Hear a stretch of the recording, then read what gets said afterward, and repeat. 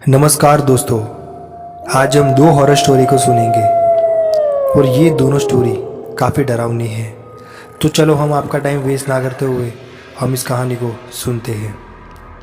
Hello दोस्तों, ये ज़्यादा पुरानी कहानी नहीं है। एक दिन एक लड़का जो कि एक कंपनी में काम किया करता था, उसे किसी भी भूत प्रेत पर कोई विश्वास नहीं था।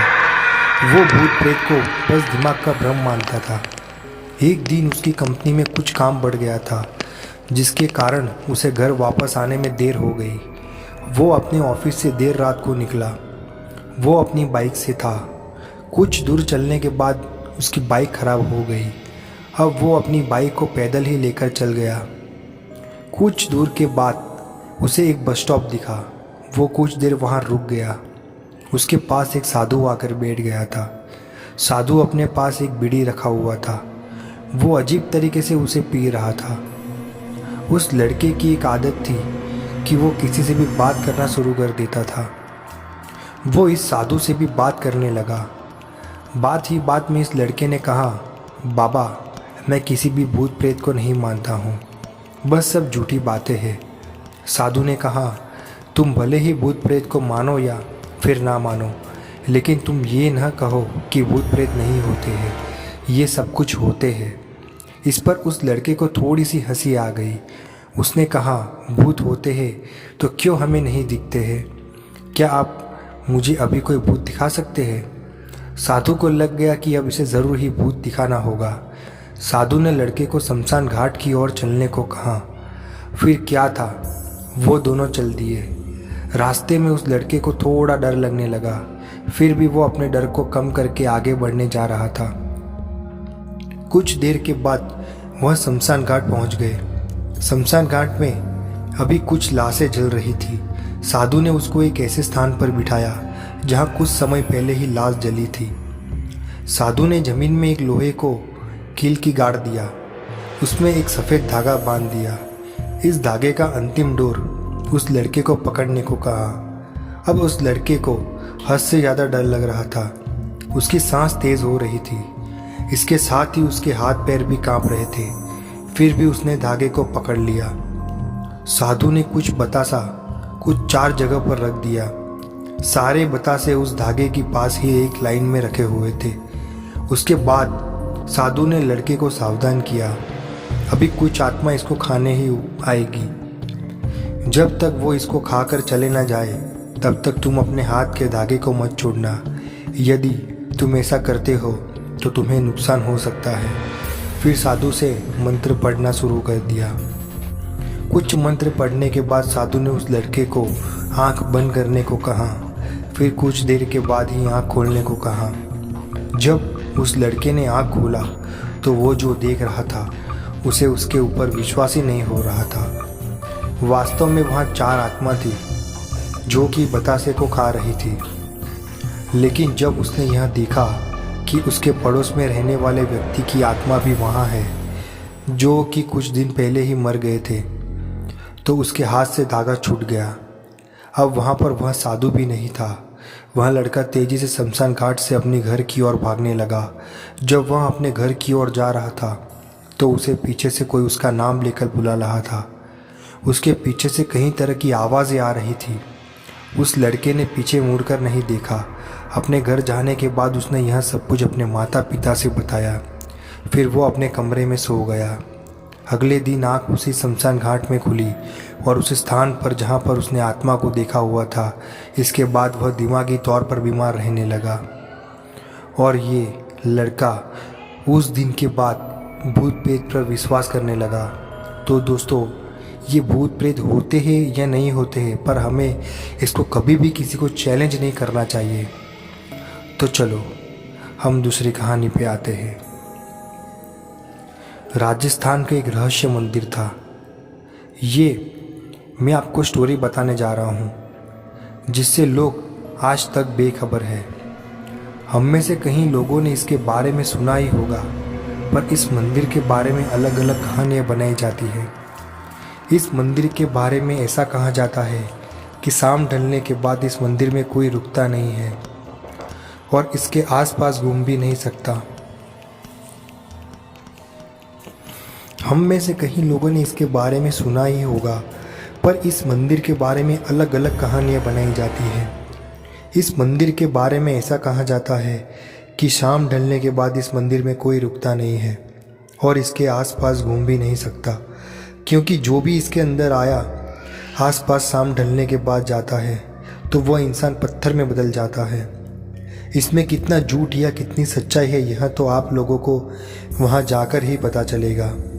आप लोगों को मैं इस रहस्यमय जगह के इतिहास के बारे में बताने जा रहा हूँ कि किराड़ू मंदिर राजस्थान के बाड़मेर जिले के हातमा गांव में स्थित है, जिसे 11वीं शताब्दी में बनाया गया था।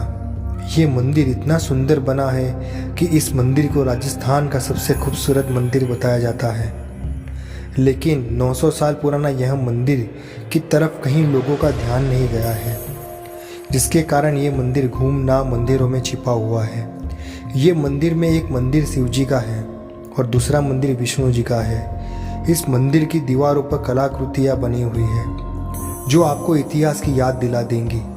इस मंदिर के इतिहास के बाद इस मंदिर के रहस्य के बारे में बताते हैं। वहाँ के लोगों के अनुसार आज से करीब 900 साल पहले यहाँ किराड़ू में परम वंश का राज्य हुआ करता था। उस समय में एक दिन एक साधु अपने कुछ शिष्यों के साथ यहाँ पर रहने को आए थे और यहाँ पर कुछ दिन बिताने के बाद उन्होंने सोचा कि थोड़ा और घूमने का निश्चय किया। एक दिन वह शिष्यों को बिना बताए रात को ही नहीं निकल पड़े। उनके जाने के कुछ दिनों बाद सारे शिष्य बीमार हो गए और उन्होंने गांव वालों से मदद मांगी, तो गांव वाले लोग उनकी मदद नहीं की, निस्वार्थ भाव से उनकी सेवा की, जिससे उनका स्वास्थ्य ठीक हो जाएगा। साधु घूमने के बाद उसी जगह पर पहुंचे तो उन्होंने अपने शिष्यों के कमज़ोर हालत में देखकर बहुत गुस्सा हो गए थे। उन्होंने सारे गांव वालों से कहा कि कुछ जिस जगह पर इंसान की मदद नहीं करता तो उनको जीने का क्या हक है, और तभी उन्होंने पूरे गांव को पत्थर बनने का श्राप दे दिया। शिष्यों की सेवा करने वाली कुम्हारिन को इससे अछूत रखा और शाम ढलने से उसे यहाँ से बिना पीछे मुड़े इस गांव से निकलने को बोला। लेकिन उस महिला ने गलती से पीछे देख लिया और वहाँ भी पत्थर की मूर्ति बन गई। नज़दीक गांव वालों के पास आज भी उस कुम्हारी की मूर्ति है, इसलिए प्राचीन समय में लोग हमेशा साधु महात्माओं को खुश रखते हैं। इस श्राप के बाद कोई भी शाम ढलने की बात उस मंदिर में नहीं जाता। तो दोस्तों, आपको ये कहानी कैसी लगी? तो दोस्तों, मैंने भी सोचा कि ये कहानी तो काफ़ी अच्छी थी, लेकिन मैंने सोचा कि आपको एक और कहानी सुना देता हूँ। तो चलो हम तीसरी कहानी पे आते हैं, जो मैंने आपको स्टार्टिंग में बोला नहीं था कि तीसरी कहानी भी आएगी। ये एक चौंका देने वाली घटना है जो 1950 में घटी हुई थी। उत्तर प्रदेश की एक रानी बाजार गांव में एक राम प्रकाश तिवारी नाम के आदमी रहता था। उसकी 5 साल की लड़की थी। उसे कैंसर की बीमारी थी और उसके कई जगह से इलाज कराने के बाद भी वहाँ जिंदा ना बच सकी। रात के 1 बजे उसकी मौत हो गई। उसी रात को एक दूसरे गांव में मोहिनी नाम की एक औरत की ट्रक से टकराने की वजह से मौत हो गई। मृत के परिवार वालों के लोगों ने उस औरत का दाह संस्कार कर दिया। दूसरी तरफ जब रानी बाजार में उस मृत लड़की को दफन करने के लिए जंगल में जा रहे थे तो अचानक रास्ते में उसके शरीर में कुछ हलचल हुई और वहाँ उठ खड़ी हो गई। लोग यह देखकर डर गए, लेकिन बाद में उस लड़की को जिंदा देखकर उसके परिवार वाले लोग बहुत ही खुश हो गए। लेकिन लोगों को यह पता नहीं था कि उस लड़की के शरीर को किसी और की आत्मा ने जकड़ लिया है। उस 5 साल की लड़की के अंदर मोहिनी की आत्मा घुस चुकी थी। वह अलग अलग जगह पर आकर बहुत दुखी और परेशान हो गई थी। उसका खाना खाने में भी मन नहीं लगता था, लेकिन उसकी माँ उसे अपने हाथों से खाना खिला देती थी। एक दिन वो लड़की अपनी माँ के साथ उसके मामा जी के घर जा रही थी और रास्ते में अचानक वहाँ जगह आई जहाँ मोहिनी की ट्रक से मौत हो गई थी। उस बच्ची ने अपनी माँ को इशारा करके बताया कि यह रास्ता उसके गांव की तरफ जाता है। उसकी माँ ने उसकी बातों को अनसुना कर दिया और अपनी मामा जी के घर पहुँच गई। उसके मामा जी के घर के पास मोहिनी के गांव की एक औरत सिमरन किसी काम से आई हुई थी। मोहिनी की आत्मा ने उसको पहचान कर उसको आवाज़ देने लगी। सिमरन को लड़की के मुंह से अपना नाम सुनकर आश्चर्य हुआ। सिमरन के पूछने पर उस लड़की ने उसको अपनी पूरी घटना बता दी और बोली कि मेरी मौत से पहले ही मेरे घर वालों ने मुझे जला दिया और इस बच्ची की खाली शरीर को देखकर इसमें रहने लगी। जब सिमरन ने यह बात सुनी तो उसने अपने गांव जाकर सारे गांव वाले लोगों को यह बात बता दी और उसका पूरा परिवार मोहिनी से मिलने आ गया। उस लड़की ने सबको पहचान लिया और वहाँ अपने पूरे परिवार के साथ अपने गांव चली गई और उसने वापस रानी बाज़ार आने के लिए मना कर दिया, लेकिन लोगों के समझाने पर वह मान गई। इस तरह वह दोनों परिवार के साथ रहने लगी। इस कहानी से पता चलता है दोस्तों कि कभी किसी की अधूरी इच्छा पूरी ना हुई हो तो उसकी आत्मा किसी और के शरीर में जा सकती है। तो दोस्तों, अब आपको ये कहानी हमारे तीनों तीन कैसी लगी हमें कमेंट करके ज़रूर बताइए, और वीडियो अच्छी लगे तो वीडियो को लाइक, शेयर एंड हमारे चैनल को सब्सक्राइब ज़रूर कीजिए ताकि हमारे नई आने वाली वीडियो आप तक ज़रूर पहुँचे। तो दोस्तों, मैं एक के बाद ऐसी नई कहानी आपके साथ लाया करूँगा और आपको सुनने में काफ़ी मज़ा आएगा। तो दोस्तों, मिलते हैं नेक्स्ट वीडियो में। तब तक जय हिंद, वंदे मातरम।